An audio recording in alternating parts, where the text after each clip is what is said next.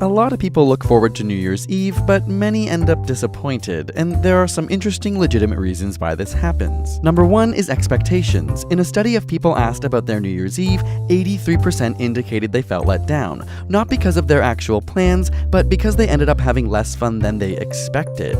High expectations can contribute to unhappiness, though it's what sets us apart from other animals. Our highly developed prefrontal cortex allows us to imagine the future, which evolutionarily helped with survival. For instance, imagining bringing home delicious food for the family may have served as a driver for our ancestors to get out there and try harder. Number 2 is trying too hard. In a study where people were instructed to listen to music and feel as happy as possible while listening, people actually felt less happy than those who were simply told to listen but not how to feel.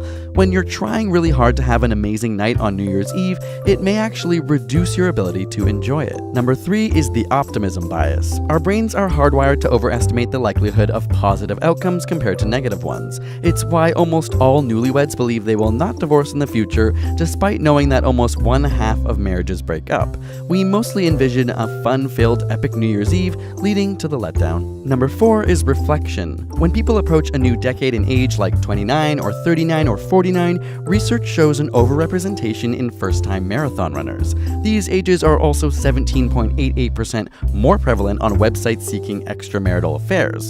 A similar thing can happen with the new year approaching.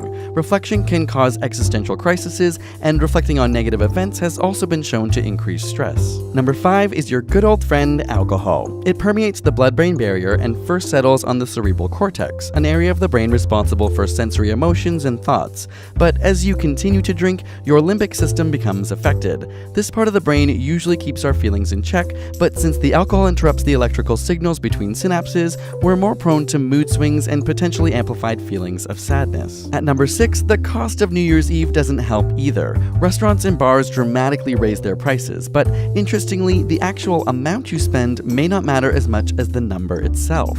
The head of economic research at Uber found that when surge prices rise from 1.9 to 2.0, there's a 6 times larger drop than that from 1.8 to 1.9. People are also more likely to order a ride at 2.1 times surge than 2.0.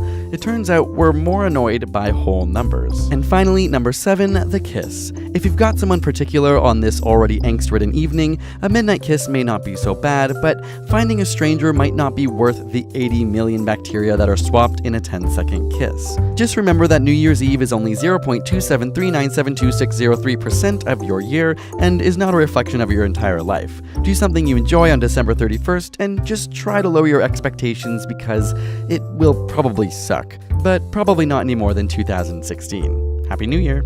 Special thanks to Audible for supporting this episode to give you a free 30-day trial at audible.com/ASAP.